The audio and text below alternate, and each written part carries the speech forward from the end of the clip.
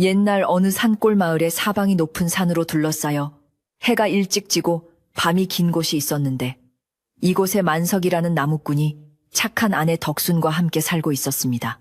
이 마을은 본래 척박한 땅이라 농사를 지어도 거두는 것이 시원치 않았고 겨울이면 눈이 허리까지 쌓여 짐승들도 먹이를 찾아 마을로 내려오곤 하는 험한 곳이었습니다. 만석은 본디 성품이 착하고 부지런하여 남의 집 일을 돕거나 산에서 나무를 해다가 읍내 장터에 내다 팔며 근근히 생계를 이어갔지만 몇 해째 계속된 흉년과 전염병으로 인해 마을 전체가 가난의 팀에서 헤어나오지 못하고 있었습니다. 쌀독은 바닥을 드러낸 지 오래였고 아궁이에는 불을 지필 땡감조차 넉넉하지 않아 부부는 냉골 같은 방에서 서로의 체온에 의지해 긴 겨울밤을 견뎌야만 했습니다. 만석은 가난이 자신의 무능 탓인 것만 같아 아내 볼 면목이 없었고 밤마다 배고픔에 뒤척이는 아내의 숨소리를 들을 때면 가슴이 찢어지는 듯한 고통을 느꼈습니다. 덕수는 비록 몸은 야위어 갔으나 마음만은 비단결 같아서 남편이 괴로워할까봐 배고프다는 소리 한 번 하지 않고 오히려 찬물 한 사발을 떠다주며 남편을 위로하곤 했습니다. 어느 날 밤 만석은 잠들지 못하고 마루에 나와 앉아 밤하늘을 올려다보며 깊은 한숨을 내쉬었는데 그의 머릿속에는 며칠 전 읍내 장터에서 들었던 솔깃한 소문 하나가 떠올라 사라지지 않았습니다. 그것은 마을 뒷산 너머 인적이 드문 검은 골짜기에 옛날 아주 큰 부자였던 여인의 무덤이 하나 있는데 그 속에 엄청난 폐물이 함께 묻혀 있다는 이야기였습니다. 마을 어르신들은 그 골짜기를 두고 사람의 발길이 닿아서는 안 되는 곳이라며 그곳에 묻힌 여인이 한을 품고 죽어 묘자리마저 흉한 곳에 썩기에 근처에만 가도 동티가 난다고 경고하곤 했습니다. 하지만 며칠째 굶어 기운조차 없는 아내의 창백한 얼굴을 보고 있자니 만석의 마음속에서는 두려움보다 당장의 배고픔을 해결하고 싶은 욕망이 더 크게 꿈틀거렸습니다. 그는 무덤 속에 있다는 금은 보화 중 딱 하나 쌀 한 가만이라도 살 수 있는 작은 비녀 하나만 있어도 이 지긋지긋한 가난을 끝낼 수 있을 것이라 생각하며 주먹을 꽉 쥐었습니다.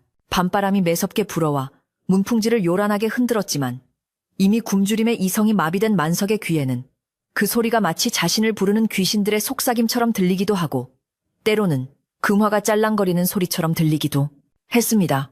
만석은 방으로 들어가 곤히 잠든 아내의 얼굴을 한참이나 내려다보며 마음을 다잡으려 애썼지만 앙상하게 드러난 아내의 손목을 보자 더 이상 망설일 수가 없었습니다.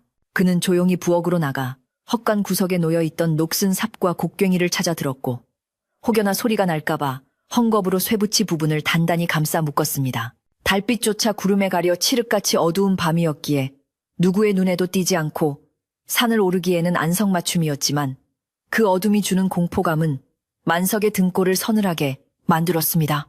그는 떨리는 가슴을 진정시키며 살인문을 조심스럽게 열고 나섰고 뒤따라오려는 누렁이를 향해 낮은 목소리로 으름장을 놓아 집을 지키게 한 뒤 황급히 마을 어귀를 벗어나 산길로 접어들었습니다. 산길은 험하고 가파른 데다 며칠 전 내린 눈이 얼어붙어 있어 발을 내디딜 때마다 미끄러지기 일쑤였지만 만석은 넘어지고 깨지면서도 쉬지 않고 산을 올랐습니다. 앙상한 나뭇가지들이 바람에 흔들리며 마치 귀신의 손톱처럼 만석의 옷자락을 잡아당기는 듯했고 어디선가 들려오는 부엉이의 울음소리는 음산하기 짝이 없었습니다. 평소라면 무서워서 엄두도 내지 못했을 길이었지만 만석은 오로지 쌀밥을 배불리 먹여주고 싶은 아내의 얼굴만을 떠올리며 공포를 억누르고 한 걸음 한 걸음 내디뎠습니다. 검은 골짜기로 들어가는 입구에 다다르자 공기의 흐름이 확연히 달라진 것을 느낄 수 있었는데 마치 냉장고 문을 연 것처럼 시리고 축축한 기운이 온몸을 휘감아 만석은 저도 모르게 몸을 부르르 떨었습니다. 그곳은 낮에도 해가 잘 들지 않아 음지가 계속되는 곳이었고 바닥에는 이끼가 가득 끼어 있어 발을 딛는 감각조차 불길하게 느껴지는 버려진 땅이었습니다. 만석은 미리 준비해온 호롱불을 켜들고 희미한 불빛에 의지해 무덤을 찾기 시작했는데 수풀이 우거져 길을 찾기가 쉽지 않았습니다. 한참을 헤매던 끝에 그는 잡목들 사이에 숨겨진 둥근 봉분을 발견하게 되었는데 관리가 되지 않아 자풀이 무성할 것이라는 예상과 달리 그 무덤은 기이하게도 풀 한 폭이 자라지 않은 채 붉은 흙이 그대로 드러나 있었습니다. 마치 누군가 매일같이 흙을 다져놓은 것처럼 매끈하면서도 기괴한 모습에 만석은 잠시 숨을 멈추고 뒷걸음질 칠 뻔했으나 다시금 마음을 다잡고 무덤 앞으로 다가갔습니다. 만석은 삽을 들어 땅을 파기 전에 잠시 주저하며 땅바닥에 엎드려 절을 올리며 주인 없는 무덤에 혼이시여 이 못난 놈이 굶어 죽게 생겨 잠시 신세를 지러 왔으니 부디 노여워 마시고 한 번만 눈 감아 주십시오라고 떨리는 목소리로 중얼거렸습니다.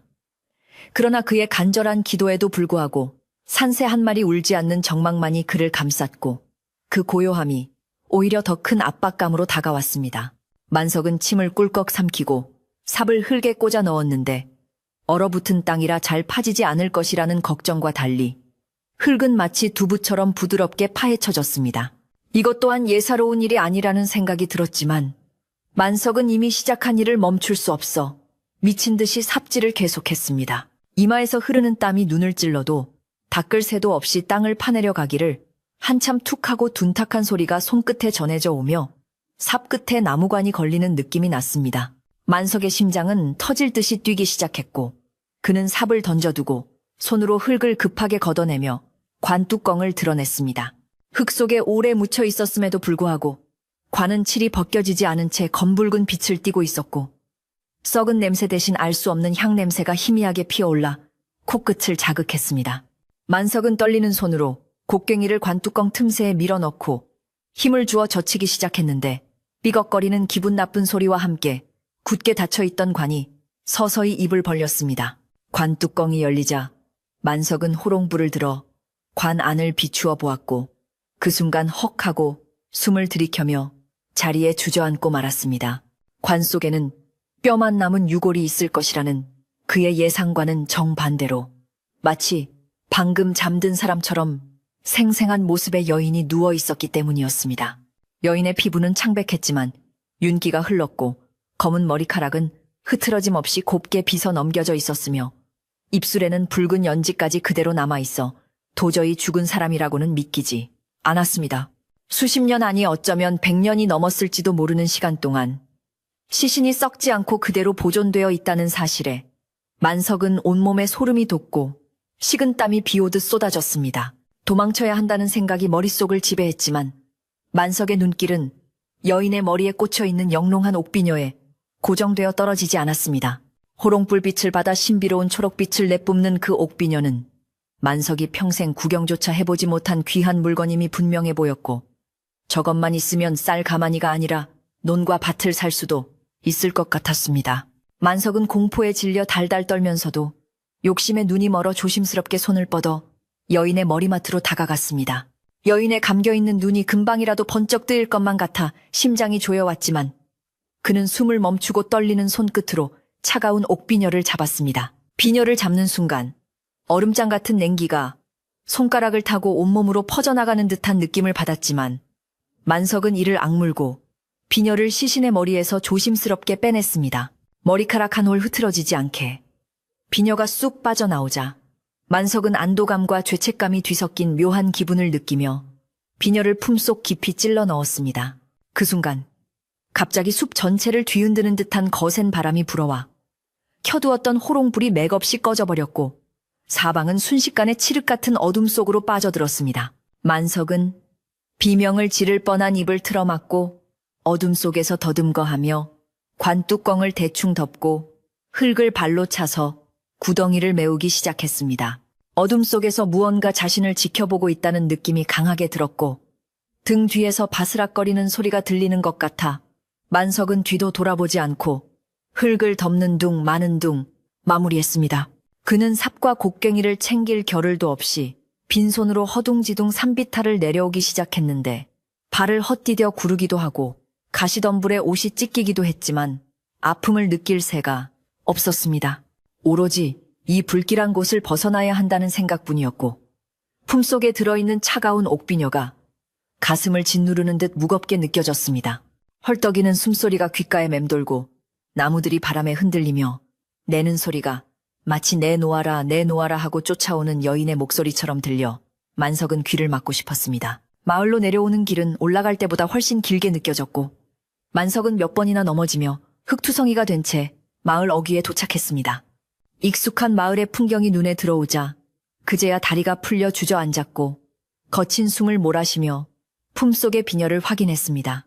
달빛에 비친 옥비녀는 여전히 영롱하고 아름다운 빛을 내고 있었지만 어쩐지 그 빛이 서늘하고 묘하게 슬퍼 보인다는 생각이 들었습니다. 만석은 고개를 세차게 흔들며 불길한 생각을 떨쳐버리려 애썼고 이제 우리 부부도 배불리 먹고 살 수 있게 되었다는 희망만을 억지로 되새기며 집으로 향하는 발걸음을 재촉했습니다.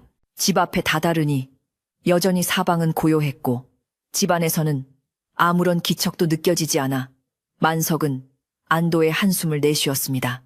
그는 도둑질을 했다는 죄책감에 가슴이 두근거렸지만 곤히 자고 있을 아내를 깨워 기쁜 소식을 전할 생각보다는 우선 이 물건을 안전한 곳에 숨겨야 한다는 생각이 앞섰습니다. 만석은 마당 한 구석에 있는 장독대 뒤로 살금살금 다가가 깨진 항아리 조각 밑을 파고 비녀를 헝겊에 싸서 깊이 묻어두었습니다. 날이 밝으면 읍내로 나가 은밀하게 팔아야겠다고 다짐하며 그는 흙 묻은 손을 대충 털고 방으로 들어갈 채비를 했습니다. 방문을 열고 들어서자 훅 끼쳐오는 한기가 평소보다 더 차갑게 느껴졌지만 만석은 그저 자신이 바깥에서 찬바람을 쐬고 들어와서 그렇겠거니 생각하며 윗목에 누워있는 아내 옆으로 다가갔습니다. 아내 덕수는 이불을 머리까지 뒤집어 쓴 채 깊은 잠에 빠져 있었고 만석은 아내를 깨우지 않으려 조심스럽게 아랫목에 자리를 잡고 누웠습니다. 몸은 천근만근 무거웠지만 정신은 오히려 맑아져 잠이 오지 않았고 눈을 감으면 무덤 속 여인의 창백한 얼굴이 떠올라 자꾸만 눈을 뜨게 되었습니다. 만석은 억지로라도 잠을 청하기 위해 돌아 누우며 아내의 어깨에 손을 올렸는데 이불 너머로 전해지는 아내의 몸이 평소보다 훨씬 차갑게 느껴져 흠칫 놀랐습니다. 여보 많이 춥소. 내가 불을 더 뗐어야 하는데. 만석은 미안한 마음에 중얼거리며 자신의 체온으로 아내를 녹여주려 했지만 아내는 아무런 대꾸도 없이 미동도 하지 않았습니다.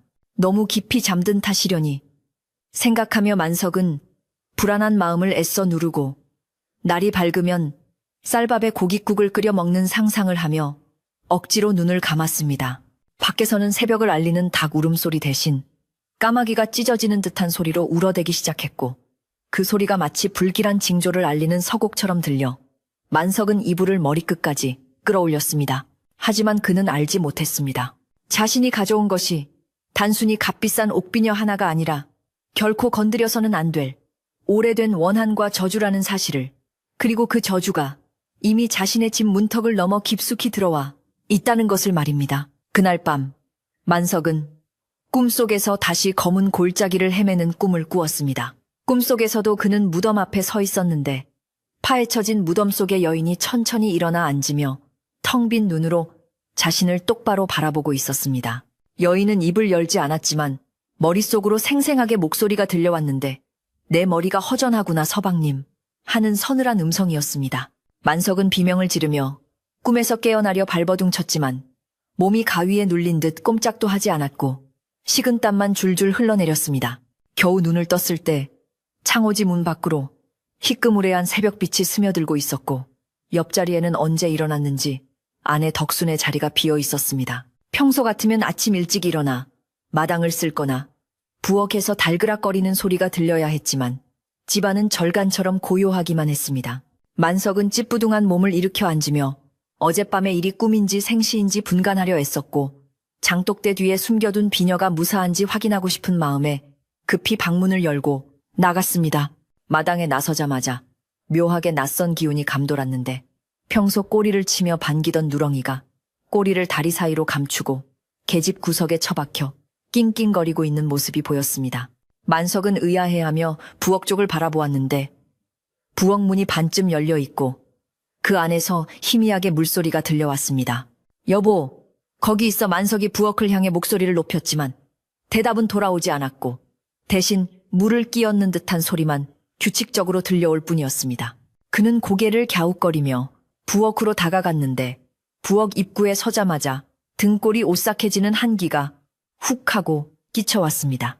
부엌 안을 들여다보니 아내가 물이 가득 담긴 대야 앞에 쭈그리고 앉아 머리를 감고 있었는데 그 뒷모습이 어딘가 낯설고 이질적이었습니다. 아내 덕수는 평소 머리 감는 것을 번거로워하여 장날에나 감곤 했는데 이 추운 새벽에 찬물로 머리를 감고 있는 것이 이상하게 여겨졌습니다. 만석은 조심스럽게 아내를 부르며 한 발짝 다가섰지만 아내는 들리지 않는 듯 계속해서 검은 머리카락을 물에 헹구고 있을 뿐이었습니다. 만석은 아내의 어깨에 손을 대려다가 멈칫했는데 아내의 젖은 머리카락 사이로 언뜻 보이는 목덜미가 창백하다 못해 푸르스름한 빛을 띠고 있었기 때문이었습니다. 그 순간 어젯밤 무덤 속에서 보았던 여인의 시신이 떠올라 만석은 숨이 턱 막히는 것 같았습니다. 여보, 왜 이리 찬물에? 만석이 다시 한번 말을 걸자 머리를 감던 손길이 뚝 멈추었고 정적이 부엌을 가득 메웠습니다. 천천히, 아주 천천히 아내가 고개를 돌리기 시작했는데 물에 젖은 머리카락이 얼굴을 가리고 있어 표정을 읽을 수가 없었습니다. 만석은 마른 침을 삼키며 뒷걸음질 쳤고 아침 햇살이 비치기 시작했음에도 불구하고 그의 집은 여전히 어둡고 차가운 그림자 속에 잠겨 있는 듯 했습니다. 아내 덕순이 고개를 완전히 돌려 만석을 마주 보았을 때 만석은 저도 모르게 들이켰던 숨을 멈추고 그 자리에 얼어붙은 듯 서 있을 수밖에 없었습니다. 다행히 아내의 얼굴은 어젯밤 무덤 속에서 보았던 그 여인의 얼굴이 아니라 자신이 알고 있는 덕순의 익숙하고 야윈 얼굴이 분명했지만 어딘가 모르게 낯선 기운이 서려 있었습니다. 평소에는 생기가 돌고 따뜻함이 묻어나던 눈동자가 마치 깊은 우물처럼 검고 탁하게 변해 있었고 초점 없이 허공을 응시하는 듯한 묘한 눈빛은 만석의 등골을 오싹하게 만들었습니다. 아내는 젖은 머리카락에서 물을 뚝뚝 흘리며 창백한 입술을 아주 천천히 열었는데 그 목소리는 마치 땅속 깊은 곳에서 울려 나오는 듯 낮고 건조하여 듣는 사람의 마음을 불안하게 했습니다. 일어났어요. 밥상은 다 차려두었으니 어서 드세요. 아내의 말투는 평소와 다름없는 존댓말이었지만 그 안에는 남편을 향한 애정이나 걱정이 전혀 느껴지지 않는 차가운 쇠붙이 같은 냉정함만이 담겨 있었습니다. 만석은 고개를 끄덕이며 억지로 미소를 지어 보였지만 아내는 이미 흥미를 잃은 듯 다시 대야로 고개를 돌려 남은 물을 마저 끼얹을 뿐이었습니다. 부엌을 빠져나온 만석은 마당 한 구석에 쭈그리고 앉아있는 누렁이에게 눈길을 주었는데 평소 같으면 주인을 보고 꼬리를 치며 달려들었을 녀석이 겁에 질린 눈으로 부엌 쪽을 경계하며 으르렁거리는 소리를 내고 있었습니다. 만석은 짐승이 사람보다 귀신을 먼저 알아본다는 옛말이 떠올라 가슴 한 구석이 묵직하게 내려앉는 것을 느꼈습니다. 방으로 돌아와 아내가 차려놓은 밥상을 마주하니 밥그릇에 담긴 것은 갓 지은 따뜻한 밥이 아니라 어제 먹다 남은 식은 찬밥 덩어리였고 국은 데우지도 않아 기름이 하얗게 둥둥 떠 있는 맹물이었습니다. 평소 알뜰하고 살림 솜씨 야무진 아내가 이런 성의 없는 상을 차렸다는 사실이 믿기지 않았지만 만석은 혹여나 아내의 심기를 거스를까 두려워 아무 말 없이 숟가락을 들었습니다. 밥을 한 술 떠서 입에 넣으니 모래알을 씹는 것처럼 까끌까끌하고 목구멍으로 잘 넘어가지 않았지만 그는 억지로 씹어 삼키며 부엌 쪽 동태를 살폈습니다. 아내는 부엌에서 달그락거리는 소리를 내며 무언가를 정리하고 있는 듯 했지만 그 소리가 지나치게 규칙적이고 기계적이어서 마치 사람이 아닌 무언가가 움직이는 것 같은 착각을 불러일으켰습니다. 식사를 대충 마친 만석은 서둘러 집을 나서야겠다는 생각에 온매무새를 다듬었는데 품속이 허전하다는 것을 깨닫고는 장독대 뒤에 숨겨둔 옥비녀가 떠올랐습니다. 그는 아내가 보지 않는 틈을 타 살금살금 장독대로 다가가 깨진 항아리 조각을 드러내고 흙을 파보았는데 다행히 헝겊에 쌓인 비녀는 그 자리에 그대로 있었습니다.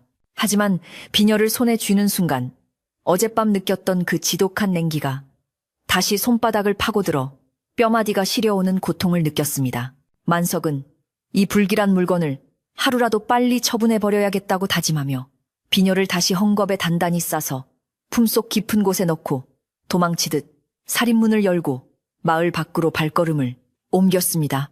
마을 길을 걷는데 평소보다 안개가 자욱하게 끼어 있어 앞이 잘 보이지 않았고 길가에 서 있는 나무들은 마치 기괴한 형상을 한 귀신들이 팔을 벌리고 서 있는 것처럼 보였습니다. 이른 아침이라 오가는 사람이 드물기도 했지만 마주치는 동네 사람들조차 만석을 보고도 아는 체를 하지 않고 고개를 숙인 채 급히 지나쳐버리는 것이었습니다. 만석은 자신이 도둑질을 했다는 사실이 얼굴에 쓰여 있기라도 한 것처럼 죄책감에 시달리며 고개를 푹 숙이고 걸음을 재촉했습니다.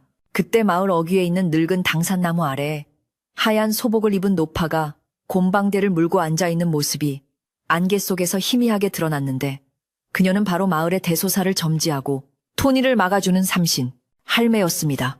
평소 같으면 공손하게 인사를 드리고 지나갔을 테지만 오늘따라 할매의 눈빛이 매섭게 느껴져 만석은 슬그머니 고개를 돌리고 못 본 척 지나가려 했습니다. 그러나 만석이 나무 앞을 지나치려는 순간 할매가 곰방대를 바위에 딱딱 두드리며 쉰 목소리로 그를 불러 세웠습니다. 이놈 만석아, 개 서거라. 내 놈 뒤에 붙어있는 그 시커먼 것이 대체 무엇이냐. 할매의 호통소리에 만석은 심장이 덜컥 내려앉아 그 자리에 못 박힌 듯 멈춰섰고 등줄기에는 식은땀이 한 줄기 흘러내렸습니다.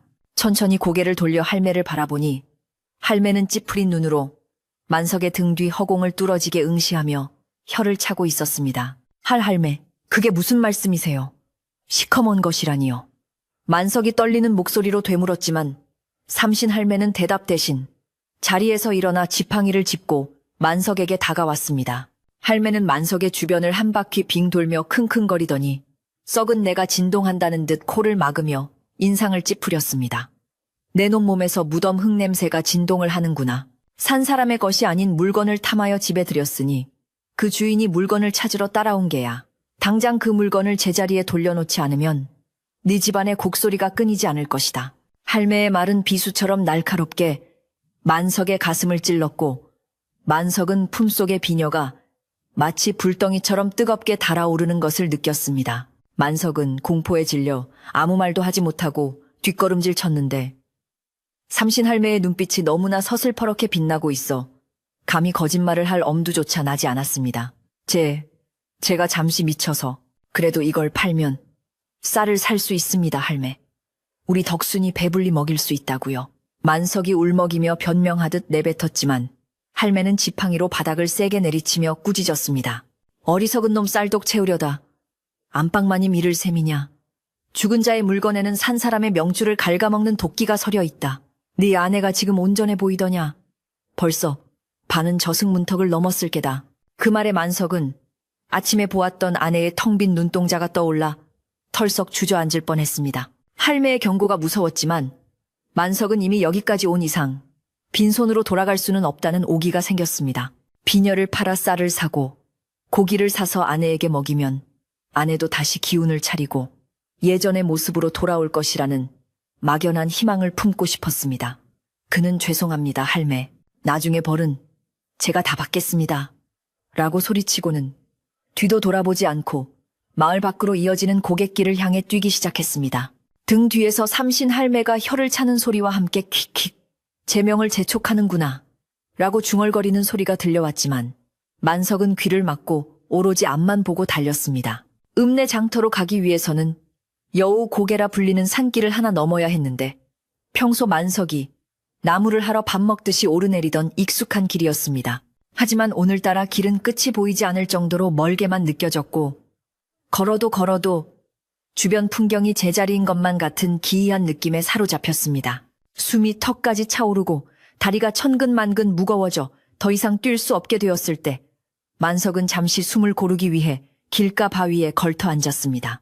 그런데 주변을 둘러본 만석은 쏘스라치게 놀라고 말았는데 자신이 1시간 넘게 걸어왔다고 생각한 곳이 사실은 마을 어귀의 당산나무 아래 바로 삼신 할매를 만났던 그 자리였기 때문이었습니다. 이게 무슨 조화란 말인가.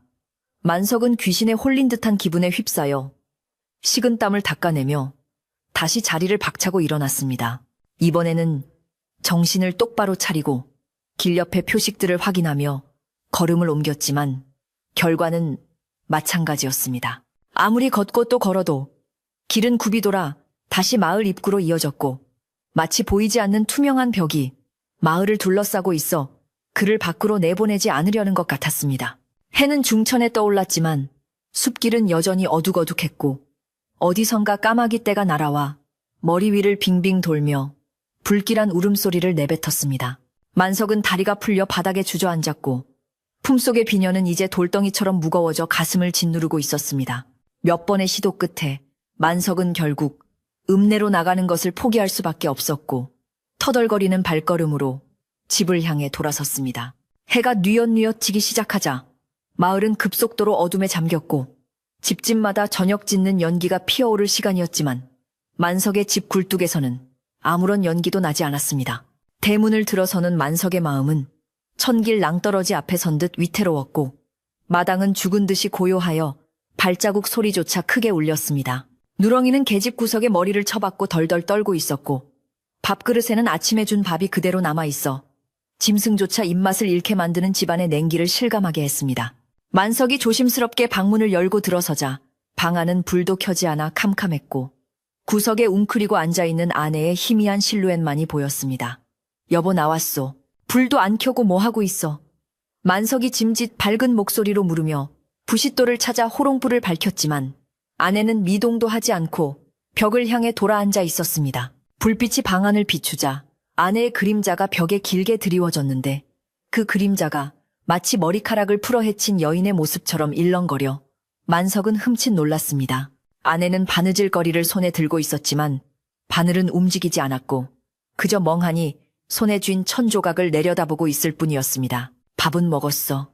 만석이 아내의 등 뒤에 대고 조심스럽게 물었지만 돌아온 대답은 아침보다 더 건조하고 차가운 목소리였습니다. 배가 부르네요. 흙을 한가득 먹은 것처럼 속이 꽉 차서 아무것도 들어가지 않아요. 그 말에 만석은 소름이 돋아 더 이상 말을 잇지 못하고 아랫목에 털썩 주저앉았습니다. 흙을 먹은 것처럼 배가 부르다니 그것은 살아있는 사람의 입에서 나올 말이 아니었습니다. 만석은 아내의 어깨를 잡아 돌려 얼굴을 확인하고 싶었지만 혹여나 아내의 얼굴이 변해 있을까봐 두려워 차마 손을 뻗지 못했습니다. 밤이 깊어갈수록 집안의 공기는 더욱 차가워졌고 밖에서는 바람이 거세게 불어 문풍지가 찢어질 듯 울어댔습니다. 만석은 윗목에 이불을 펴고 누웠지만 잠이 올리 만무했고 품속에서 꺼내 베개 밑에 숨겨둔 옥비녀가 자꾸만 신경 쓰여 뒤척였습니다. 아내는 눕지도 않고 여전히 앉은 자세로 벽을 보고 있었는데 그 뒷모습에서 뿜어져 나오는 한기가 방 안을 가득 채우고 있었습니다. 만석은 눈을 감고 제발 이 밤이 무사히 지나가기를, 날이 밝으면 어떻게든 삼신 할매를 찾아가 살려달라고 빌어야겠다고 다짐했습니다. 하지만 그의 간절한 바람을 비웃기라도 하듯 고요한 방 안에 쓱쓱 하는 기이한 소리가 들려오기 시작했습니다. 그것은 빗질하는 소리였습니다. 머리카락을 아주 천천히 정성 들여 빗어내리는 소리가 정막을 깨고 만석의 귓가에 선명하게 들려왔습니다. 만석은 숨을 죽이고 실눈을 뜨고 아내 쪽을 훔쳐보았는데 어둠 속에서 아내가 천천히 팔을 들어 올려 머리를 빗고 있는 모습이 보였습니다. 그런데 아내의 손에 들려있는 것은 평범한 나무빗이 아니었습니다. 달빛이 창호지 문을 뚫고 들어와 아내의 손을 비추는 순간 만석은 억눌린 비명을 삼키며 입을 틀어막았습니다.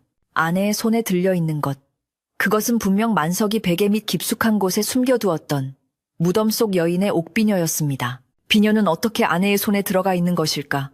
만석은 분명히 자신이 베개 밑에 넣고 누워 있었는데 언제 아내가 가져간 것인지 알 수가 없었습니다. 아내는 옥비녀의 뾰족한 끝으로 머리카락을 빗어내리고 있었는데 빗질을 할 때마다 머리카락이 투둑하고 끊어지는 소리가 났고 바닥에는 검은 머리카락 뭉치가 수북하게 쌓여가고 있었습니다. 만석은 공포에 질려 몸을 일으킬 생각조차 하지 못하고 이불 속에서 벌벌 떨기만 했습니다. 그때 빗질을 멈춘 아내가 천천히, 아주 천천히 고개를 돌려 만석이 누워있는 쪽을 바라보려는 기척이 느껴졌습니다. 만석은 본능적으로 눈을 질끈 감았지만 아내의 시선이 자신의 얼굴에 닿는 것을 생생하게 느낄 수 있었습니다. 서방님, 이 비녀 참 곱네요. 딱 내 것이에요. 아내의 목소리는 이제 덕순의 목소리가 아니었습니다. 그것은 쉰 소리가 섞인 마치 오래된 무덤 속에서 바람이 새어나오는 듯한 기괴한 목소리였습니다. 만석은 이불을 머리끝까지 뒤집어 쓰고 제발 꾸미기를 빌었지만 귓가에 들리는 아내의 숨소리는 점점 더 거칠어지고 가까워지고 있었습니다. 만석은 자신이 저지른 욕심이 불러온 재앙이 이제 피할 수 없는 현실이 되어 목을 조여오고 있음을 뼈저리게 실감하며 공포의 밤을 뜬 눈으로 지새워야만 했습니다. 그 숨 막히는 밤이 지나고 새벽빛이 창호지에 푸르스름하게 베어들 무렵에야 빗질 소리는 멈췄습니다. 만석은 밤새 한숨도 자지 못하고 이불 속에서 식은땀을 흘리며 날이 밝기만을 기다렸는데 아내의 규칙적인 숨소리가 들려오지 않아 더욱 공포스러웠습니다. 용기를 내어 이불을 살짝 걷어보니 아내는 언제 누웠는지 윗목에 반듯하게 누워 천장을 응시한 채 눈을 뜨고 있었습니다. 그 모습이 마치 관 속에 누워있던 시신의 자세와 너무나 흡사하여 만석은 비명을 지를 뻔했으나 입술을 깨물며 가까스로 참아냈습니다. 아내의 눈동자는 초점이 없이 허공을 맴돌고 있었고 밤새 빗질을 해댄 탓인지 머리카락은 한 올도 흐트러짐 없이 정갈하게 넘겨져 있어 기괴함을 더했습니다. 만석은 떨리는 목소리로 여보 날이 밝았소 하고 불렀지만 아내는 눈동자 하나 까딱하지 않고 그저 차가운 입술을 굳게 다물고 있었습니다. 만석이 조심스럽게 다가가 아내의 손을 잡았을 때 그는 소스라치게 놀라 손을 떼고 말았는데 아내의 손이 살아있는 사람의 것이라고는 믿을 수 없을 만큼 얼음장처럼 차가웠기 때문이었습니다. 피부는 창백하다 못해 푸르딩딩한 빛이 감돌았고 손가락 마디마디가 뻣뻣하게 굳어있어 마치 며칠 된 시체를 만지는 듯한 끔찍한 기분이 들었습니다. 만석은 이것이 단순한 병이 아님을 직감했고 자신의 탐욕이 불러온 화가 아내의 생명력을 갉아먹고 있다는 죄책감에 가슴을 쥐어뜯고 싶었습니다. 그때 아내의 베개 옆에 놓인 영롱한 초록색 물체가 만석의 눈에 들어왔는데 그것은 다름 아닌 그 저주받은 옥비녀였습니다. 만석은 분명히 어젯밤 비녀를 다시 숨기려 했으나 어느새 비녀는 아내의 머리맡으로 돌아와 주인 행세를 하고 있는 것이었습니다. 비녀는 아침 햇살을 받아 더욱 요사스러운 빛을 내뿜고 있었고 그 빛이 닿는 곳마다 서늘한 냉기가 서려 방 안의 온기를 집어삼키는 듯 했습니다. 만석은 덜덜 떨리는 손으로 비녀를 집어들려 했으나 비녀의 손이 닿는 순간 찌릿한 전기가 통하듯 통증이 느껴져 화들짝 놀라 손을 뺐습니다. 마치 비녀가 스스로를 보호하며 만석의 손길을 거부하는 것 같았고 아내 역시 비녀 쪽으로 고개를 잼 돌리며 매서운 눈빛으로 만석을 노려보았습니다. 손대지 마세요. 이건 내 것이에요. 아내의 입에서 나온 목소리는 덕순의 것이 아니라 어젯밤 들었던 그 쉰 목소리와 묘하게 섞여 있어 듣는 이를 소름 끼치게 만들었습니다. 만석은 뒷걸음질치며 방문을 열고 마당으로 뛰쳐나갔는데 맑은 아침, 공기조차 폐부를 찌르는 듯 차갑게 느껴졌습니다. 마당 한가운데 서서 멍하니 하늘을 올려다 보았지만 태양마저 구름 뒤에 숨어버린 듯 온 세상이 회색빛으로 물들어 있었고 마을 전체가 무거운 침묵 속에 잠겨 있는 것 같았습니다. 누렁이는 계집 밖으로 나오지도 않고 끙끙 앓는 소리만 내고 있었는데 가서 보니 녀석은 입에 거품을 물고 공포에 질린 눈으로 안방 쪽을 주시하고 있었습니다. 만석은 부엌으로 들어가 찬물을 한 바가지 들이켜며 정신을 차리려 애썼지만 속이 울렁거리고 머리가 깨질 듯 아파왔습니다. 아내에게 밥이라도 먹여야 기운을 차릴 것 같아 솥을 걸고 불을 지피려 했지만 아궁이의 불은 젖은 장작처럼 연기만 피우고 좀처럼 타오르지 않았습니다. 매캐한 연기가 부엌을 가득 메우자 만석은 기침을 하며 눈물을 흘렸는데 그 눈물은 연기 때문인지 아니면 닥쳐올 재앙에 대한 두려움 때문인지 분간할 수 없었습니다.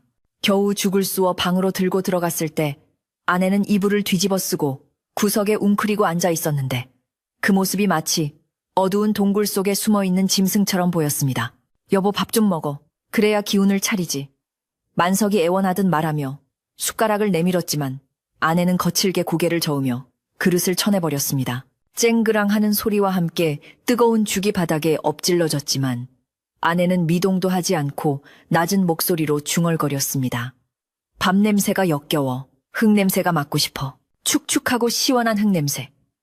그 말에 만석은 온몸에 피가 얼어붙는 듯한 공포를 느꼈습니다. 산 사람이 곡기를 끊고 흙을 찾는다는 것은 이미 저승 문턱을 넘고 있다는 증거이자 몸 안에 다른 혼이 들어앉았다는 확실한 징후였기 때문이었습니다. 만석은 더 이상 지체할 수 없다고 판단하고 마을의 삼신할매를 다시 찾아가 무릎을 꿇고 빌어서라도 방법을 찾아야겠다고 다짐했습니다. 그는 아내에게 금방 다녀올 테니 꼼짝 말고 있어라고 당부하고는 밖에서 문고리를 걸어 잠근 뒤 마을 어귀를 향해 전력으로 달리기 시작했습니다. 하지만 어제와 마찬가지로 마을을 벗어나는 길은 짙은 안개에 휩싸여 있었고 아무리 달려도 제자리만 맴도는 기이한 현상이 계속되었습니다. 만석은 헉헉거리며 당산나무 아래 주저앉아 할매 삼신 할매 제발 살려주세요 라고 목 놓아 외쳤지만 돌아오는 것은 산 메아리와 까마귀의 불길한 울음소리뿐이었습니다. 절망에 빠진 만석이 다시 집으로 돌아왔을 때 해는 이미 서산으로 넘어가고 있었고 사방은 붉은 노을 대신 검푸른 어둠으로 빠르게 물들고 있었습니다.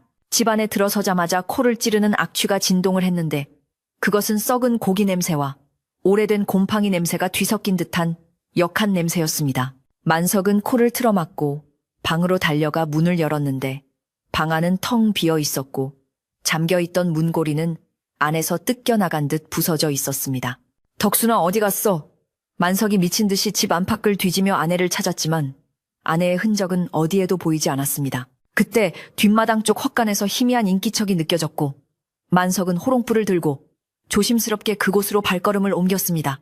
헛간 문이 삐걱거리며 열리자 어둠 속에서 웅크리고 앉아있는 아내의 뒷모습이 불빛에 드러났습니다. 아내는 바닥을 손으로 파헤치며 무언가를 찾고 있는 듯 했는데 만석이 가까이 다가가 비춰보니 아내의 손톱 밑이 흙으로 새카맣게 물들어 있었습니다. 여보, 여기서 뭐 하는 거야? 만석의 목소리에 아내가 천천히 고개를 돌렸는데 아내의 입가에는 흙이 잔뜩 묻어 있었고 입안에서는 우물우물 흙을 씹는 소리가 들려왔습니다. 만석은 그 처참한 광경에 다리에 힘이 풀려 그 자리에 털썩 주저앉고 말았습니다. 아내는 만석을 보고도 놀란 기색 없이 흙 씹던 입을 멈추고 씩 웃어 보였는데 그 미소는 덕순의 순박한 미소가 아니라 섬뜩하고 기괴한 타인의 미소였습니다. 배가 고파서 밥은 맛이 없는데 이 흙은 참 달아요 서방님. 아내는 흙투성이가 된 손을 뻗어 만석의 얼굴을 만지려 했고 만석은 비명을 지르며 뒷걸음질 쳤습니다. 그 순간 만석의 눈에 아내의 머리에 꽂힌 옥비녀가 들어왔는데 흙먼지 속에서도 비녀만큼은 더욱 선명하고 표독스러운 빛을 발하며 마치 살아있는 뱀처럼 번들거리고 있었습니다. 만석은 저 비녀가 아내를 조종하고 있음을 확신하게 되었고 공포보다 더 큰 분노가 치밀어 올랐습니다. 만석은 아내를 억지로 일으켜 세워 방으로 끌고 들어갔고 따뜻한 물수건으로 얼굴과 손의 흙을 닦아주며 눈물을 흘렸습니다. 아내는 저항하지 않고 인형처럼 가만히 몸을 맡겼지만 그녀의 시선은 계속해서 허공의 한 지점을 응시하며 알 수 없는 콧노래를 흥얼거렸습니다. 그 멜로디는 이 마을의 노래가 아니었고 옛날 장례를 치를 때나 부르던 구슬픈 상여 소리와 비슷하여 만석의 마음을 더욱 심란하게 만들었습니다. 밤이 깊어질수록 집안의 공기는 무거워져 숨쉬기조차 힘들 정도였고 호롱불의 불꽃은 바람도 없는데 미친 듯이 춤을 추며 일렁거렸습니다. 만석은 오늘 밤이 고비라는 것을 본능적으로 느꼈고 절대로 잠들지 않겠다고 다짐하며 아내의 곁을 지켰습니다. 하지만 새벽 2시가 넘어갈 무렵 쏟아지는 졸음을 이기지 못하고 잠깐 깜빡 잠이 들고 말았습니다. 얼마나 잤을까? 싸늘한 냉기에 놀라 눈을 번쩍 떴을 때 만석은 옆자리가 비어있음을 깨닫고 심장이 덜컥 내려앉았습니다. 방 안에는 묘한 향냄새가 가득 차 있었고 윗목에 놓인 경대 거울 앞에 누군가 앉아있는 그림자가 보였습니다. 달빛이 구름 사이로 얼굴을 내밀며 방 안으로 스며들자 경대 앞에 앉아있는 아내의 모습이 선명하게 드러났습니다. 아내는 등을 보인 채 앉아 오른손에 옥비녀를 쥐고 머리를 빗고 있었는데 그 빗질 소리가 스윽뚝 스윽뚝 하며 뼈를 긁는 듯한 소름 끼치는 소리를 내고 있었습니다. 만석은 숨을 죽이고 그 모습을 지켜보았는데 경대에 비친 아내의 모습이 어딘가 이상했습니다. 거울 속의 얼굴은 뿌연 안개에 가려진 듯 흐릿했고 빗질을 할 때마다 검은 머리카락이 한 웅큼씩 빠져 바닥으로 떨어지고 있었습니다. 덕순아, 그만해. 만석이 떨리는 목소리로 불렀지만 아내는 멈추지 않고 콧노래를 흥얼거리며 빗질 속도를 높여갔습니다. 내 머릿결이 참 곱지요. 서방님도 빗겨드릴까요? 아내가 묻는 말에 만석은 대답할 수가 없었습니다. 아내의 목소리가 어젯밤보다 훨씬 더 굵고 탁하게 변해 있었기 때문이었습니다. 만석은 용기를 내어 경대 쪽으로 기어가듯 다가갔고 아내의 어깨에 손을 올리려 했습니다. 그 순간 아내가 빗질을 딱 멈추고 천천히 아주 천천히 몸을 돌리기 시작했습니다. 만석의 시선은 자연스럽게 거울 속으로 향했는데 거울에 비친 얼굴을 보는 순간 그는 심장이 낳는 듯한 충격에 휩싸였습니다. 거울 속에 비친 것은 사랑하는 아내 덕순의 얼굴이 아니라 며칠 전 무덤 속에서 보았던 그 여인, 썩지 않은 시신의 창백하고 무표정한 얼굴이었기 때문입니다. 만석이 의악하고 비명을 지르며 뒤로 넘어지는 순간 아내의 몸이 완전히 돌아갔고 두 사람은 정면으로 마주하게 되었습니다. 하지만 만석의 눈앞에 있는 아내의 얼굴은 더욱 끔찍하게 변해 있었습니다. 덕순의 이목구비는 녹아내린 촛농처럼 흐물거리고 있었고 그 위로 시신의 얼굴이 겹쳐지며 두 개의 얼굴이 일렁거리고 있었습니다. 왼쪽 눈은 덕순의 슬픈 눈이었지만 오른쪽 눈은 시신의 텅 빈 눈구멍처럼 검게 패여 있었고 입술은 찢어질 듯 기괴하게 웃고 있었습니다. 그것은 산 사람과 죽은 사람이 한 몸 안에서 서로 주도권을 잡으려 뒤엉켜 있는 형상이었습니다. 내 놈이 감히 내 잠을 깨우고 내 물건을 훔쳐 아내의 입에서 나온 목소리는 천둥처럼 방 안을 울렸고 그 힘에 눌려 만석은 꼼짝도 할 수 없었습니다. 귀신 들린 아내는 손에 쥔 옥비녀를 단도처럼 치켜들고 만석을 향해 한 발짝씩 다가왔습니다. 비녀 끝은 서늘한 푸른 빛을 띠고 있었고 아내의 몸에서는 지독한 시체 썩는 냄새가 확 풍겨왔습니다. 만석은 엉덩이 걸음으로 뒤로 물러나며 벽에 부딪혔고 더 이상 도망갈 곳이 없음을 깨달았습니다. 잘못했습니다. 제가 죽을 죄를 지었습니다. 만석이 바닥에 머리를 투무며 빌었지만 아내의 몸을 차지한 귀신은 멈출 기미가 보이지 않았습니다. 귀신은 만석의 코앞까지 다가와 얼굴을 들이밀었는데 그 차가운 숨결이 만석의 뺨에 닿자 살이 에이는 듯한 고통이 느껴졌습니다. 이 여자의 몸은 참으로 따뜻하구나. 내가 가지지 못했던 온기야. 내 놈 덕분에 내가 새 몸을 얻었으니 고맙다고 해야 하나. 귀신은 비웃듯이 말하며 비녀 끝으로 만석의 턱을 들어 올렸습니다. 만석은 공포에 질려 눈물 콧물을 흘리며 아내의 이름을 불렀습니다. 덕순아, 정신 차려. 나야 만석이라고. 그 외침이 닿았는지 아주 잠시 아내의 왼쪽 눈에서 눈물이 주르륵 흘러내리며 표정이 일그러졌습니다. 서방님, 도망쳐요. 무서워요. 아내의 본래 목소리가 아주 작게 모기 소리처럼 들려왔습니다. 만석은 그 소리에 정신이 번쩍 들었습니다.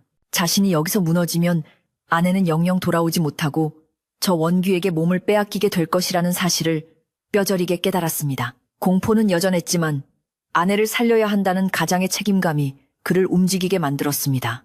그는 귀신이 방심한 틈을 타 옆으로 몸을 날려 방문을 박차고 마당으로 굴러 떨어졌습니다.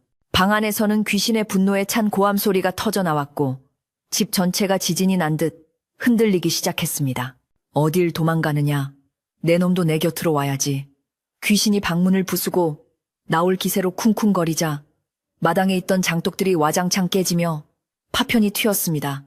만석은 깨진 장독 조각에 발이 베이는 것도 모른 채 엉금엉금 기어서 마당 한가운데로 나갔습니다. 하늘에서는 천둥 번개가 치기 시작했고 폭우가 쏟아질 듯 검은 구름이 소용돌이치며 만석의 집 위로 몰려들었습니다.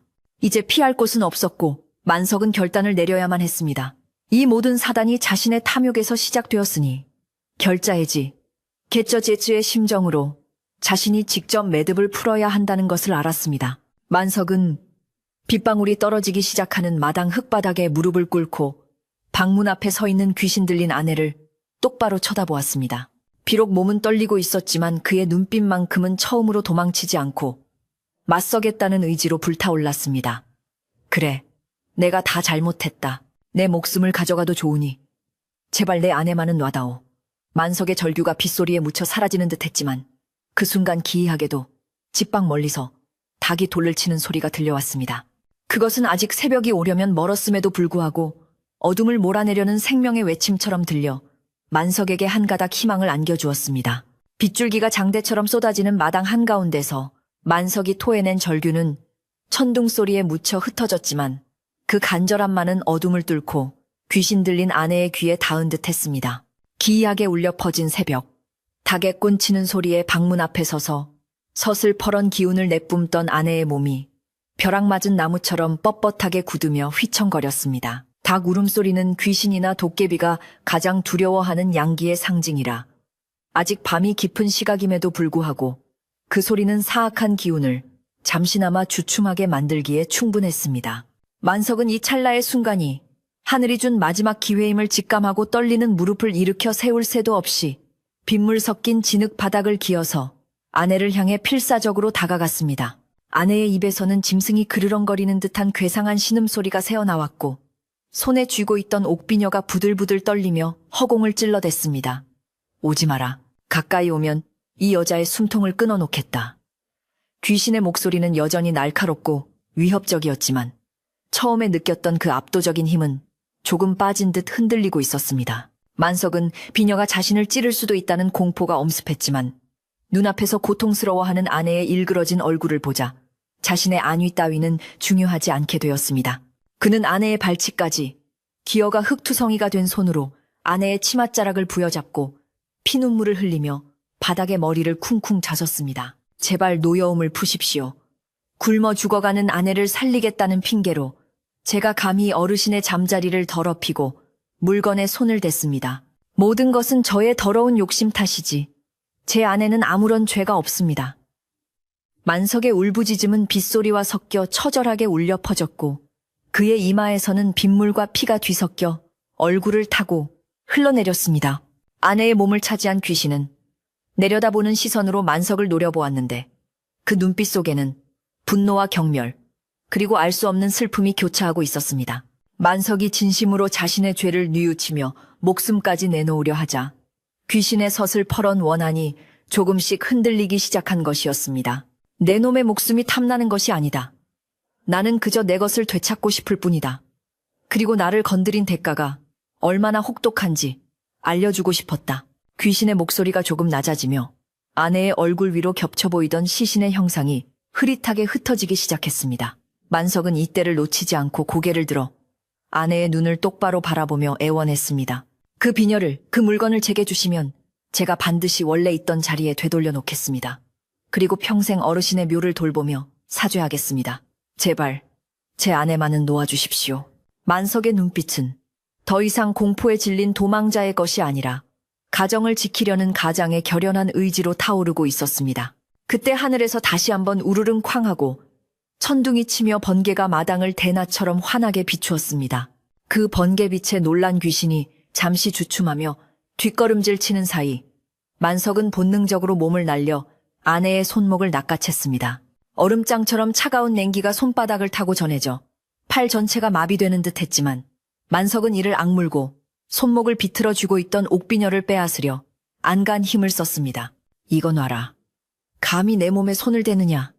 귀신이 발악하며 만석을 밀쳐내려 했지만 만석은 아내의 허리춤을 끌어안고 절대 놓지 않았습니다. 두 사람의 몸싸움은 빗속에서 처절하게 이어졌고 마당은 온통 진흙탕으로 변해버렸습니다. 덕순아, 정신 차려야 해. 네가 이겨내야 해. 만석이 아내의 귀에 대고 목이 터져라. 이름을 부르자 아내의 멍하던 눈동자에 순간적으로 생기가 돌아오는 듯 했습니다. 아내의 입술이 파르르 떨리더니 귀신의 목소리가 아닌 본래 덕순의 목소리가 가늘게 흘러나왔습니다. 서방님, 뜨거워요. 손이 타들어가는 것 같아요. 아내의 내면에서 귀신과 덕순의 영혼이 충돌하고 있는 것이 분명했습니다. 만석은 마지막 힘을 짜내어 아내의 손에서 옥비녀를 강제로 떼어냈고 비녀가 손에서 떨어져 나가는 순간 자막하는 날카로운 비명소리가 밤하늘을 찢을 듯 울려 퍼졌습니다. 비녀가 만석의 손에 들어오자마자 아내의 몸에서 검은 연기 같은 것이 피어올라 허공으로 흩어졌고 아내는 실 끊어진 인형처럼 바닥으로 힘없이 쓰러졌습니다. 만석은 황급히 아내를 받아 안았는데 다행히 가슴은 규칙적으로 오르내리고 있었고 얼음장 같던 몸에도 미세하게 남아 온기가 돌아오고 있었습니다. 만석은 안도의 한숨을 내쉴 겨를도 없이 품에 안은 옥비녀를 내려다보았는데 비녀는 마치 살아있는 생명체처럼 요동치며 기분 나쁜 초록빛을 번쩍거리고 있었습니다. 이것을 이대로 두었다가는 다시 화를 입을 것이 분명했기에 만석은 지체 없이 이것을 원래 있던 곳으로 돌려보내야 한다는 것을 깨달았습니다. 만석은 쓰러진 아내를 안아 방 아랫목에 눕히고 이불을 꼼꼼하게 덮어주었습니다. 여보, 조금만 기다려. 내 금방 다녀올게. 이번에는 절대 도망치지 않고 끝을 맺고 올게. 잠든 아내의 이마에 묻은 흙을 닦아주며 속삭인 뒤 만석은 젖은 옷을 갈아입을 생각도 하지 않고 다시 밖으로 나왔습니다. 비바람은 여전히 거세게 몰아치고 있었지만 만석의 발걸음은 아까와는 비교도 할 수 없을 만큼 단단하고 거침이 없었습니다. 그는 헛간에서 삽을 챙겨 들고 품속에 옥비녀를 단단히 감싸준 채 어둠 속으로 몸을 던졌습니다. 이제는 안개도 귀신의 장난도 그의 길을 막지 못하는 듯 마을 밖으로 나가는 길이 훤히 보였습니다. 검은 골짜기로 향하는 산길은 폭우로 인해 물바다가 되어 있었고 곳곳이 진창이라 한 걸음 떼기도 힘들었습니다. 하지만 만석은 미끄러지고 넘어지면서도 쉬지 않고 산을 올랐는데 마치 무언가에 홀린 사람처럼 오로지 앞만 보고 달렸습니다. 나뭇가지에 긁혀 얼굴과 손등이 찢어지고 피가 났지만 그 고통이 오히려 정신을 맑게 해주었습니다. 이것은 자신의 탐욕에 대한 벌이자 아내를 살리기 위한 고행이라고 생각하니 힘든 줄도 몰랐습니다. 산 중턱에 이르렀을 때 어디선가 늑대 울음소리 같은 바람소리가 들려왔지만 만석은 큰 소리로 내가 돌려주러 왔다. 길을 비켜라 하고 호통을 치며 당당하게 나아갔습니다. 마침내 검은 골짜기 입구에 도착했을 때 숲은 기이할 정도로 조용해졌고 빗줄기도 조금 가늘어졌습니다. 하지만 그 고요함이 더 무겁게 느껴졌는데 마치 골짜기 전체가 숨을 죽이고 만석을 기다리고 있는 것 같았습니다. 만석은 호롱불도 없이 번개빛에 의지해 기억을 더듬어 무덤을 찾아갔습니다. 며칠 전 자신이 파헤쳤던 그 무덤은 비에 젖어 흙이 흘러내려 흉물스러운 모습을 하고 있었고 대충 덮어두었던 흙더미 사이로 빗물이 스며들고 있었습니다. 만석은 무덤 앞에 도착하자마자 삽을 내던지고 흙바닥에 무릎을 꿇고 큰 절을 올렸습니다. 주인 되시는 분이여, 제가 왔습니다. 훔쳐간 물건을 돌려드리고 용서를 빌러왔습니다. 만석은 떨리는 손으로 품속에서 옥비녀를 꺼냈습니다. 비녀는 여전히 싸늘한 빛을 내고 있었지만 처음 훔칠 때 느꼈던 그 탐욕스러운 아름다움보다는 서글프고 외로운 빛으로 보였습니다. 만석은 젖은 흙을 손으로 파헤치기 시작했습니다. 도구를 쓰기보다는 맨손으로 정성을 다해 흙을 걷어내는 것이 도리라고 생각했기 때문입니다. 손톱이 깨지고 손가락 끝이 터져 피가 흙과 섞였지만 그는 멈추지 않고 묵묵히 땅을 팠습니다. 얼마나 팠을까? 다시 관 뚜껑이 드러났고 만석은 조심스럽게 관을 열었습니다. 번개가 번쩍이는 순간 드러난 시신의 모습은 며칠 전과 달리 많이 상해 있었습니다. 아름답던 얼굴은 검게 변해 있었고 윤기 흐르던 머리카락은 헝클어져 있어 세월의 풍파를 한꺼번에 맞은 듯 했습니다. 그것은 신비로운 보존이 아니라 원한으로 인해 억지로 붙잡고 있던 생기가 빠져나간 모습이었습니다. 만석은 두려움보다는 연민을 느끼며 시신의 흐트러진 머리카락을 조심스럽게 정리해 주었습니다. 그리고 떨리는 손으로 옥비녀를 원래 꽂혀있던 자리에 정성스럽게 꽂아 주었습니다. 이제 편히 쉬십시오. 다시는 욕심에 눈이 멀어 당신의 잠을 방해하지 않겠습니다. 비녀가 제자리를 찾자 거짓말처럼 시신의 얼굴에서 검은 기운이 걷히고 표정이 평온하게 풀리는 듯 했습니다. 찢어질 듯 불어대던 바람도 잦아들었고 숲을 감싸고 있던 냉기도 서서히 사라져갔습니다. 만석은 관 뚜껑을 덮고 그 위에 흙을 덮기 시작했습니다.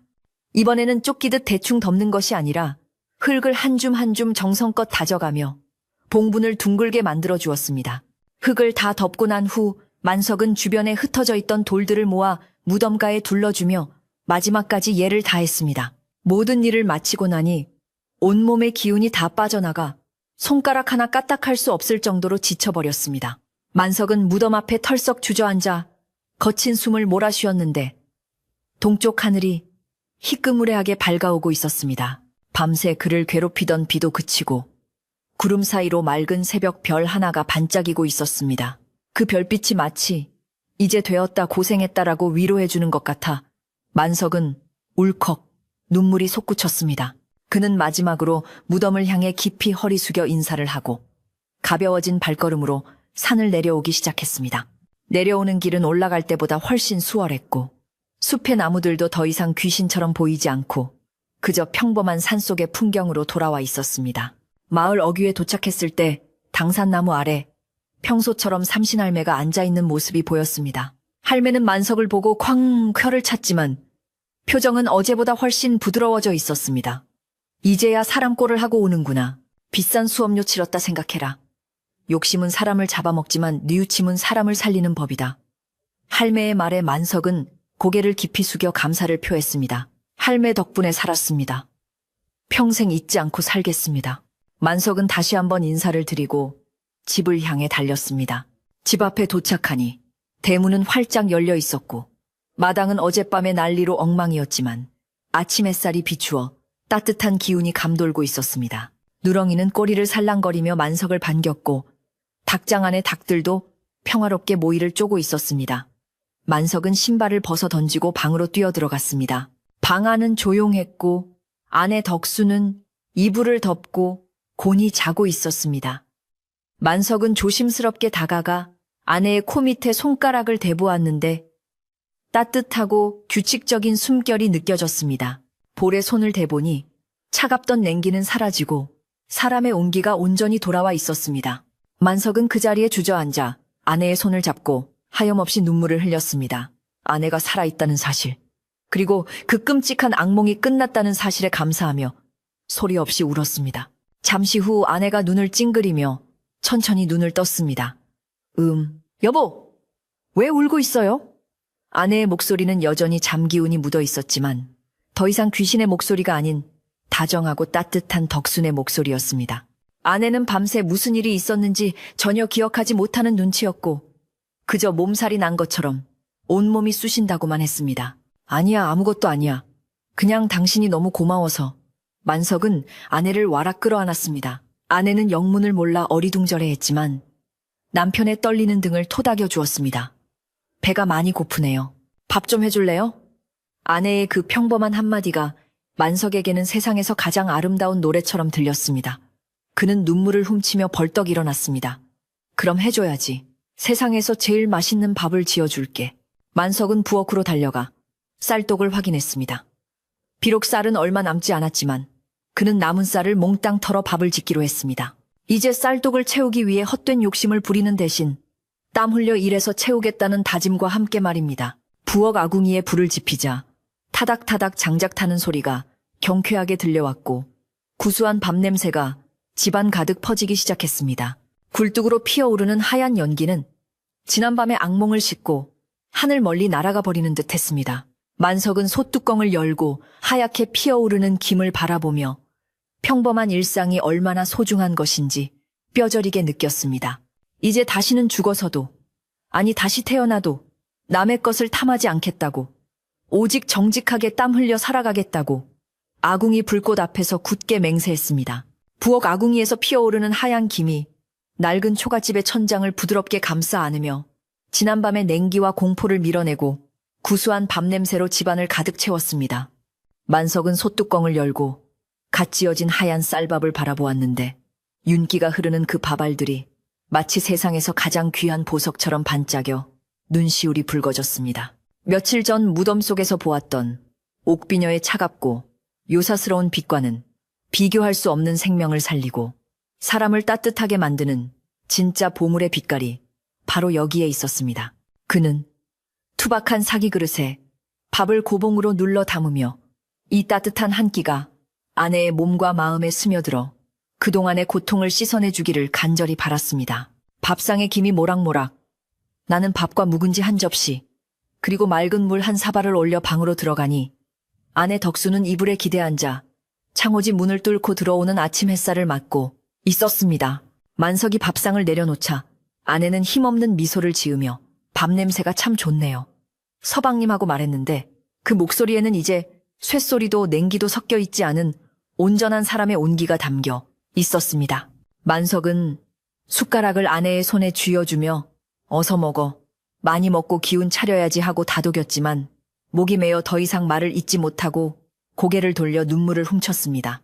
아내가 숟가락을 들어 밥을 한 술 떠서 입에 넣고 천천히 씹어 삼키는 그 평범한 모습이 만석에게는 기적처럼 느껴졌습니다. 덕수는 밥 한 그릇을 뚝딱 비우고 나서야 살 것 같다는 표정을 지으며 그동안 자신이 겪었던 기이한 꿈 이야기를 조심스럽게 꺼내놓기 시작했습니다. 여보, 내가 참 이상한 꿈을 꿨어요. 아주 깊고 어두운 땅 속에 갇혀 있었는데 춥고 배가 고파서 견딜 수가 없었어요. 그런데 어떤 여자가 나타나서 내 머리를 빗겨주며 예쁘다고 하더군요. 그 손길이 너무 차가워서 싫었는데 몸이 말을 듣지 않았어요. 아내의 말에 만석은 가슴이 철렁 내려앉았지만 짐짓 아무렇지 않은 척하며 아내의 손을 꼭 잡아주었습니다. 그건 다 몸이 허해서 꾼 개꿈이야. 이제 밥 먹었으니 그런 꿈은 다시는 안 꿀 거야. 만석은 아내에게 진실을 말해 겁을 주는 대신 평생 자신이 그 짐을 지고 가기로 마음먹었습니다. 식사를 마친 후 만석은 마당으로 나와 어젯밤의 난리로 엉망이 된 집안을 정리하기 시작했는데 깨진 장독 조각들이 여기저기 흩어져 있고 바닥은 진흙탕이 되어 있었습니다. 그는 빗자루를 들고 깨진 조각들을 하나하나 쓸어 담으며 마치 자신의 욕심이 남긴 부스러기들을 치우는 기분으로 정성을 다해 마당을 쓸었습니다. 깨진 독은 다시 붙일 수 없지만 깨끗하게 치우고 나면 그 자리에 새 독을 놓을 수 있듯이 만석은 지난 과오를 깨끗이 씻어내고 다시 시작하겠다는 다짐을 흙바닥에 새겼습니다.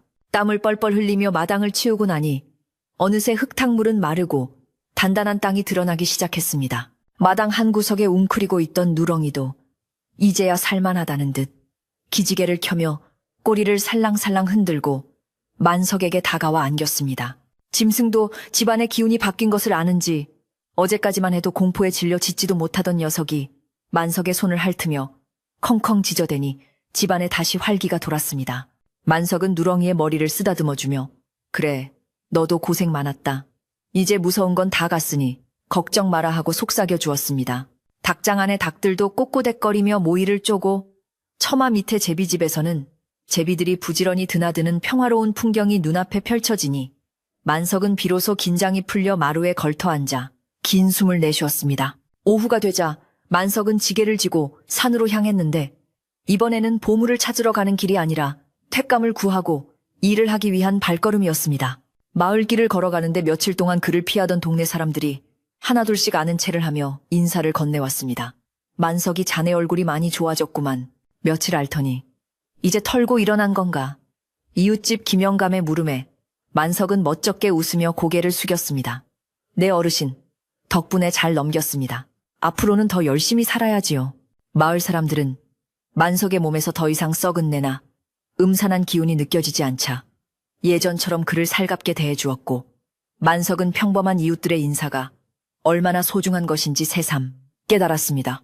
마을 어귀의 당산나무 아래를 지날 때 만석은 잠시 멈춰서서 나무를 향해 정중하게 허리를 숙여 절을 올렸습니다. 비록 삼신할매는 보이지 않았지만 그분이 아니었다면 자신은 벌써 귀신에게 홀려 목숨을 잃었거나 아내를 잃었을 것이라는 생각에 깊은 감사를 표했습니다.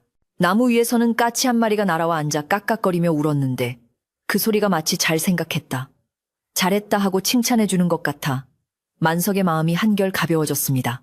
그는 다시 지게를 고쳐매고 산을 올랐지만 발길은 절대로 검은 골짜기 쪽으로는 향하지 않았고 햇볕이 잘 드는 남쪽 산비탈을 향해 부지런히 걸음을 옮겼습니다. 산에서 나무를 하며 흘리는 땀방울은 그 어느 때보다 시원하고 상쾌하게 느껴졌습니다. 도끼질을 한 번 할 때마다 몸속에 남아있던 찌꺼기들이 빠져나가는 듯했고 나무 향기가 폐부 깊숙이 들어와 머리를 맑게 해주었습니다. 만석은 잠시 일손을 놓고 산 아래를 내려다보았는데 옹기종기 모여있는 마을의 풍경이 평화롭기 그지없었습니다. 저 작은 집들 속에서 사람들이 지지고 볶으며 살아가는 그 일상이 옥비녀 하나로 일확천금을 꿈꾸는 것보다 훨씬 값지고 아름다운 것임을 이제야 뼈저리게 알게 된 것입니다. 그는 땀을 닦으며 비록 가난하더라도 내 손으로 일군 곡식으로 아내와 배부르게 먹는 것이 진정한 행복이라고 되뇌었습니다. 해질녘이 되어 폐감을 한가득 지고 집으로 돌아오니 굴뚝에서는 저녁 짓는 연기가 다시 피어오르고 있었고 부엌에서는 도마질 소리가 경쾌하게 들려왔습니다. 다녀왔어요 하고 반기는 아내의 얼굴에는 아침보다 훨씬 더 생기가 돌았고 볼에는 발그레한 홍조까지 띄고 있어 만석은 안심했습니다.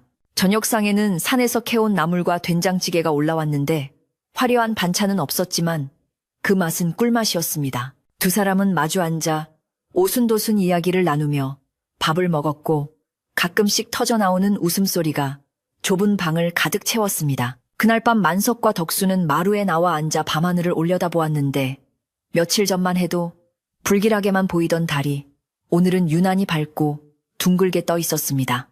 만석은 아내의 어깨를 감싸 안으며 덕수나 우리 비록 가진 건 없어도 마음만은 부자로 살자.